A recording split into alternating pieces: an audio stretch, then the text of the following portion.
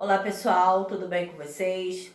Aqui é a professora Arli, professora de Geografia do Instituto Genária Viana. E aqui é mais um vídeo para a galera do sexto ano.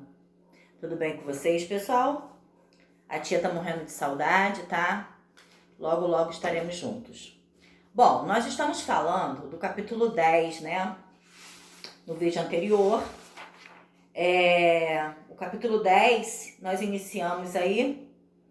E como eu falei no vídeo anterior, eu dividi esse capítulo em, acho que dá para mais ou menos 3 partes, tá? Então vai dar mais ou menos 3 vídeos, né? Aqui é o segundo vídeo. Tem como título Tapete Verde. Nós já falamos da vegetação e seus fatores naturais, né? Tipos de vegetações originais, falamos aí da Mata Atlântica, de alguns tipos de florestas, como a tropical, temperada, né? A boreal. E dando continuidade a esse conteúdo, galerinha, nós vamos falar aí das savanas, tá? Então, as savanas, como vocês têm aí no livro de vocês, na página 95, tá? Então vamos começar falando dela. As savanas combinam vegetação rasteira com arbustos de caules retorcidos e folhas de menores tamanhos e mais grossa do que das árvores das florestas. Esse tipo de vegetação é encontrada em áreas de clima tropical mais seca. Por esse motivo, possui raízes profundas que permitem a retirada de água de lençóis freáticos durante o período de estiagem, tá? Como vocês podem ver na própria imagem que mostra aí na página 95, tá? A savana é um tipo de vegetação que ela não é encontrada em todos os lugares, tá? Tem aí os lugares próprios desse tipo de vegetação, que é o que a gente vai ver aqui dentro do próprio texto, tá? Então, por esse motivo, possui raízes longas, como eu acabei de falar para vocês, né? Que elas retiram a água dos lençóis freáticos durante o período de estiagem, ou seja, durante o período de seca. Na época das chuvas, torna-se verdejante e nos meses de estiagem, que representam a maior parte do ano. Assume normalmente uma coloração amarelada, tá? E a sua localização é mais concentrada na faixa tropical do planeta, com ocorrência na Venezuela, onde são chamadas, tá, de llanos, no Brasil, onde são denominadas cerrados, e no continente africano, onde são conhecidas de forma geral como savanas. Então podemos perceber que esse tipo de vegetação, dependendo da sua localização, ela tem um nome específico, tá? Aí eu falei Brasil, né? Usei aqui uma das localizações, o Brasil. Dentro do Brasil, esse tipo de vegetação é denominada cerrado, tá? Quando a gente olha essa imagem da foto, né? Uma vegetação rasteira, bem puxada aí pro amarelado, né? É uma vegetação seca, lembra-se o cerrado. Então, dentro do Brasil, ela é conhecida como cerrado. No continente africano, como savana, né? Isso é comum ser mostrado nos filmes, né? Tem aqui a própria imagem da apostila de vocês, mostra a savana africana, dos animais de grande porte, né? Elefantes, as girafas, tá? Então não esqueçam disso, que em cada localização ela tem um nome específico. Na Venezuela e no Brasil, as áreas de savana são muito aproveitadas para a pecuária, especialmente para a criação de gado bovino. Destaca-se também no território brasileiro o plantio de soja, que vem ocupando a área desse tipo de formação vegetal e provocando enorme degradação do ambiente. É aquela situação, né, que eu já falei com vocês, né? Do ser humano mexer na natureza, né?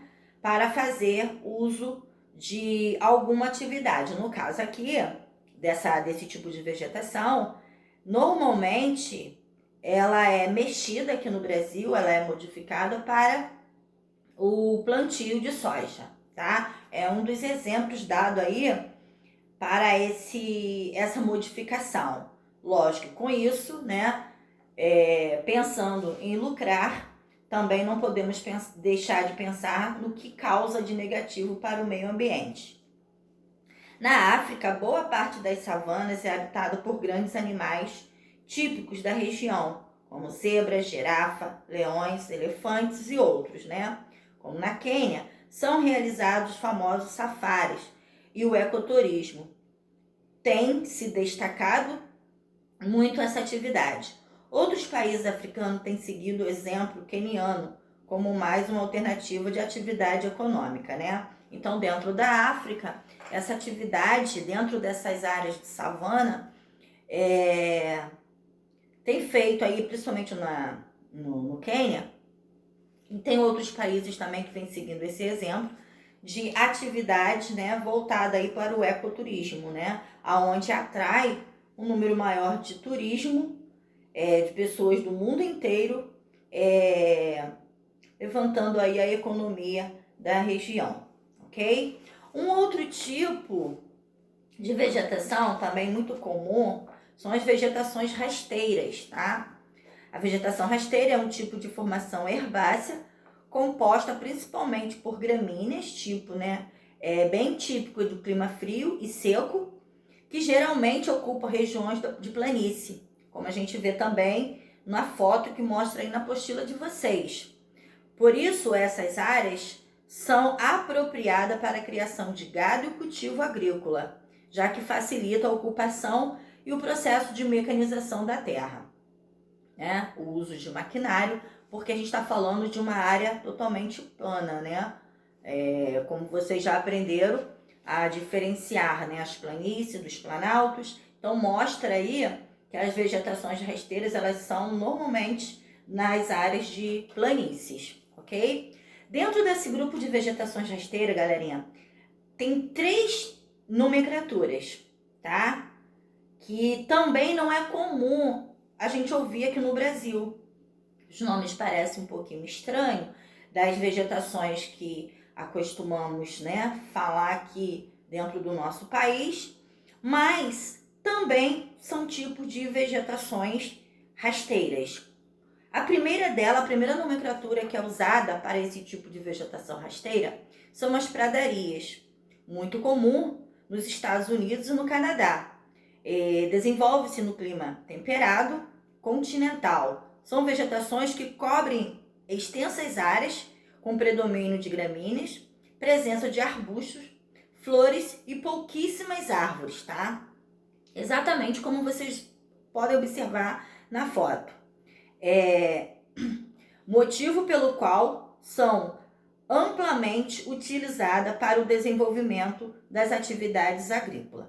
Já na América do Sul, esse tipo de vegetação, principalmente no Uruguai, na Argentina, no sul do Brasil, né, esse bioma está na região conhecida como Pampas. Aí vocês podem me perguntar, assim como lá atrás, no vídeo anterior, tinha alguns termozinhos, que com certeza isso para vocês do 6º ano acaba tendo uma dúvida, né? Mas professora, dentro do Brasil, onde podemos encontrar esse tipo de vegetação? Na região sul do Brasil, tá? Só que ela não é conhecida lá como pradarias, tá? E sim como pampas.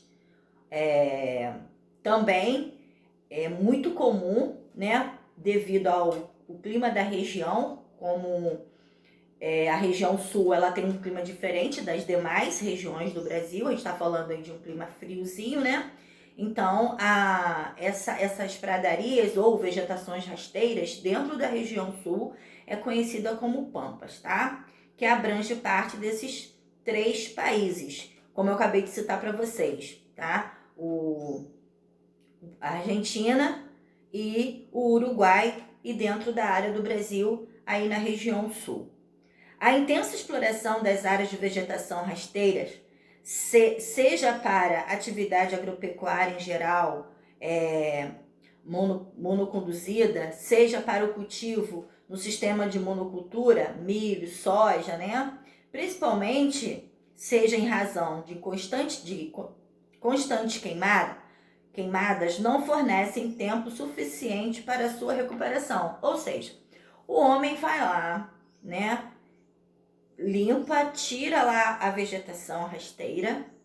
Muitas das vezes eles fazem, o ser humano faz queimadas, né? Não dando tempo suficiente para esse solo se recuperar, e aí faz o cultivo. E assim sucessivamente durante o decorrer do ano, tá?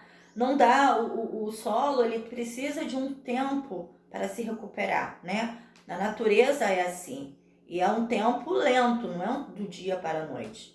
E o homem não dá esse tempo, né, para a natureza.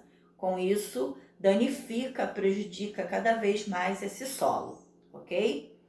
Dentro de várias regiões do Brasil, principalmente aí no centro-oeste, né, onde a gente tem aí o Cerrado, acontece muito isso para a atividade do cultivo de soja. Já na Europa e na Ásia, encontra-se as chamadas estepes, que é uma terceira nomenclatura aí de vegetações rasteiras, que também se desenvolvem em clima temperado continental, similares às pradarias, mas nas localidades em regiões de menos umidade. São aproveitadas para atividades agrícolas devido à alta fertilidade dos solos, tá? Podemos observar pelas fotos que tem aí na apostila de vocês que são diferentes, né? Até a cor é diferente dessas vegetações. Na apostila, na página 96 e 97, tem 4 fotos. Todas elas umas diferentes das outras, ok? Então, não deixe de visualizar, tá? E perceber essa diferença de uma vegetação da outra. A próxima nomenclatura também, dentro das vegetações rasteiras, são as tundras, tá? Por sua vez, ela é caracterizada e característica das regiões de clima polar, né? Principalmente ali do Alasca, ilhas setentrionais canadense. A Sibéria também, onde costuma ter bastante esse tipo de vegetação. O frio intenso dificulta o crescimento da vegetação, que se desenvolve apenas durante os curtos verões, quando a neve derrete e o solo fica exposto. A cobertura vegetal da tundra é composta basicamente por musgos, línques, gramíneas e outras espécies herbáceas, não apresentando árvore. Exatamente, galera, como vocês podem observar na página 97, a foto que tem aí, tá? Tem a vegetação, as tundras, e ao lado tem aí, ó, a formação de gelo, né? E quando acontece esse degelo e o solo fica exposto, aí sim elas nascem, tá? Continuando aí a parte de vegetação, beleza? Vale lembrar que tudo que eu acabei de falar para vocês, as pradarias, pampas, né? Que é como é chamadas as pradarias dentro da região sul do Brasil, estepes e tundras, a gente está falando de nomenclaturas, tá? De vegetações rasteiras. Essas três nomenclaturas aí fazem parte do grupo de vegetações rasteiras, ok? Agora a tia vai falar com vocês da vegetação mediterrânea, tá? Que aí sai desse grupo de vegetação rasteira. Vamos lá. Continuando também na 97. Essa vegetação ocorre principalmente às margens do mar Mediterrâneo, entre Europa, África e Ásia, mas também está presente no Chile, no sul da África e da Austrália e do oeste dos Estados Unidos, tá? São as localizações onde se encontra esse tipo de vegetação. Em razão do clima mediterrâneo, se destaca-se por 2 estações bem distintas. Quais são elas? Verão quente e seco e inverno ameno e chuvoso, tá? Então, esse tipo de vegetação tem essa característica própria, né? Dessas 2 estações aí bem distintas. Verões quentes e secos, invernos amenos e chuvosos. Esse tipo de vegetação adaptou-se ao longo dos períodos sem chuva, possuindo plantas, basicamente arbusto, né? Como também mostra nas imagens. Vocês podem perceber que tem um solo seco, né? Mas as árvores mostram a resistência dos seus troncos retorcidos, né, com raízes profundas para buscar água subterrânea, tá? Então, mesmo quando acontece os verões super quente, né, e seco, elas sobrevivem porque as suas raízes acontece o processo de acumular água, né, desses reservatórios subterrâneos, e aí ela passa muito bem por essas mudanças de estações, ok? A próxima é vegetação de altitude, tá? Vamos ver um pouquinho sobre ela. Esse tipo de vegetação é característico das regiões montanhosas, mas ela varia de acordo com a altitude, né? Com a altura. Assim, no topo das montanhas, o solo fica recoberto de neve durante o ano todo e não há vegetação. À medida que a altitude diminui e a neve não está presente, vão surgindo diferentes tipos de vegetação, tá? Como os campos de altitude, como a própria imagem mostra aí, né? Inclusive é uma imagem muito bonita, né? Mas também podemos perceber que é um tipo de vegetação diferente, né?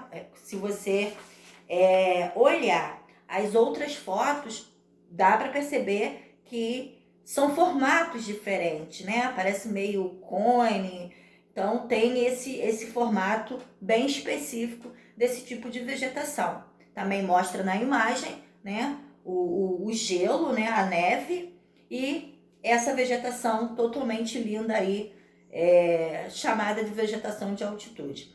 A vegetação que aparece no sopé da montanha, em geral, é a mesma em torno de varia e conforme a região, tá? Então, ela não muda, ela vai ser sempre da mesma forma, porque é uma característica própria. Um outro tipo de vegetação são as vegetações desérticas, né? Que também pela foto a gente percebe a diferença. As vegetações desérticas são típicas de climas áridos, em que a umidade é bastante reduzida. A gente está falando dos desertos quentes, ou de regiões polares, nas proximidades do Ártico, deserto frio. Em razão disso, esse tipo de vegetação apresenta espécies que se adaptam às condições climáticas, tá? Então, elas são apropriadas para esse tipo de solo, né? Não é qualquer vegetação que dá num deserto. E a vegetação desértica, ela tem essa característica. Podemos perceber em todas essas vegetações que eu estou falando com vocês desde o início do capítulo, como a natureza ela é perfeita, né? Que para cada ambiente tem a sua vegetação com suas características apropriadas. Então isso é muito interessante, né? Deus é perfeito e mostra muito bem isso nas fotos aí do livro de vocês, tá bom? Então, dentro do capítulo 10, falando aí das vegetações, eu vou terminando a parte de conteúdo falando de vegetações desérticas. Peço a vocês que leiam o conteúdo, façam as marcações que vocês já estão acostumados a fazer, tá bom? Um outro detalhe, meus amores. Primeiro, agradecer pela participação que vocês estão atento aí às ligações, contato com o professor, via e-mail, telefone, tá? O sexto ano, vocês estão arrasando mesmo. Parabenizar a mamãe e papai também pela colaboração. Tá aí juntinho com os alunos, né? Com os filhos de vocês nesse momento. E é isso, tá? Lembrando que a partir dessa semana vocês vão começar a fazer a avaliação. Eu fiz uma avaliação bem tranquila, tá? Para que vocês não fiquem de cabelo em pé. Tia Arli tomou bastante cuidado com relação a isso. Eu fiz uma avaliação onde vocês vão precisar somente das apostilas, tá? Nada de desculpa, eu não tenho internet, minha internet caiu, não tenho computador. Nada disso, basta ter as apostilas, tá? Sinalizei lá no roteiro os capítulos que vocês vão precisar para fazer a prova. Cada capítulo coloquei de acordo com o capítulo tal, coloquei lá as questões. Então, olhou o capítulo que eu estou pedindo, tá? já vai na apostila, estuda e faça a prova. A prova tem que ser feita a caneta azul ou preta. Ah, mas tias, eu não escrevo a caneta, eu só faço a lápis. Prova é um documento, tá? Eu não vou aceitar prova a lápis, tá bom? Vocês fiquem atentos à agenda digital de vocês, porque tem orientação sobre a prova. Entregue dentro da data estabelecida pela coordenação, tá? E é isso. Faça com atenção, tá valendo nota, tá? E eu tô aqui à disposição de vocês. Mas faço com capricho, hein? Quero ver notas excelentes nessa prova, tá? Confio em vocês. Beijo, até o próximo vídeo.